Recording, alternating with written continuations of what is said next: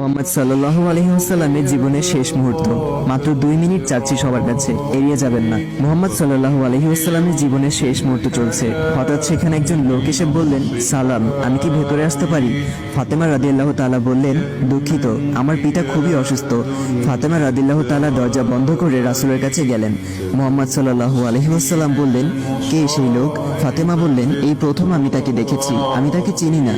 শোনো ফাতেমা, সে হচ্ছে আমাদের এই ছোট্ট জীবনের অবসানকারী ফেরেশতা আজরাইল। এটা শুনে ফাতিমার অবস্থা তখন ক্রন্দরত বোবার মতো হয়ে গিয়েছে। রাসূল সাল্লাল্লাহু আলাইহি ওয়াসাল্লাম বললেন, হে জিব্রাইল, আমার উম্মতের কি হবে?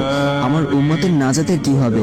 জিব্রাইল আলাইহি ওয়াসাল্লাম বললেন, হে রাসূল, আপনি চিন্তা করবেন না, আল্লাহ ওয়াদা করেছেন আপনার উম্মতের নাজাতের জন্য। মৃত্যুর ফেরেশতা ধীরে ধীরে রাসূলের কাছে এলেন জান কবজ করার জন্য। মালাইকাত মাউত আজরাইল আরো কাছে এসে ধীরে ধীরে রাসূলের জান কবজ করতে থাকলেন। পাশে দাঁড়িয়ে থাকা জিব্রাইলকে রাসূল বললেন ঘঙ্গানির সাথে, ও জিব্রাইল, এটা কেমন বেদনাদায়ক জান কবজ করা। ফাতেমা রাদিয়াল্লাহু তাআলা তার চোখ বন্ধ করে ফেললেন। আলী রাদিয়াল্লাহু তাআলা তার দিকে উপর হয়ে বসলেন। জিব্রাইল তার মুখটা উল্টো দিকে ফিরিয়ে নিলেন।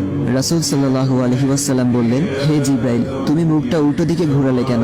আমার প্রতি তুমি বিরক্ত? জিব্রাইল বললেন, হে রাসূলুল্লাহ, সাকারাতুল মাউতের অবস্থায় আমি আপনাকে কিভাবে দেখে সহ্য করতে পারি? ভয়াবহ ব্যথায় রাসূল ছোট্ট একটি গঙ্গানি দিলেন। রাসূলুল্লাহ সাল্লাল্লাহু আলাইহি ওয়াসাল্লাম বললেন, হে আল্লাহ, সাকারাতুল মাউতটা মানে জান কবজের সময় যতই ভয়াবহ হোক সমস্যা নেই, আমাকে সকল ব্যথা দাও, আমি বরণ করব, কিন্তু আমার উম্মাকে ব্যথা দিও না। রাসূলের শরীরটা ধীরে ধীরে ঠান্ডা হয়ে আসতে লাগলো। তার পা বুক কিছুই নড়ছে না আর। রাসূলের চোখের পানির সাথে তার ঠোঁটটা কম্পিত ছিল। তিনি কিছু বলবেন মনে হয়। আলী রাদিয়াল্লাহু তাআলা তার কানটা রাসূলের মুখের কাছে নিয়ে গেল। রাসূল বললেন, নামাজ কায়েম করো এবং তোমাদের মাঝে থাকা দুর্বলদের যত্ন নাও। রাসূলের ঘরের বাইরে চলছে কান্নার আওয়াজ। সাহাবীরা একজন আরেকজনকে জড়িয়ে ধরে উচ্চস্বরে কান্নারত। আলী রাদিয়াল্লাহু তাআলা আবার তার কানটা রাসূলের মুখের কাছে ধরলো। রাসূল চোখ ভেজা অবস্থায় বলতে থাকলেন, ইয়া উম্মতি, ইয়া উম্মতি। আল্লাহ আমাদের সবার মাঝে বুঝদান করুন। ভিডিওটি ভালো লাগলে অবশ্যই শেয়ার করবেন।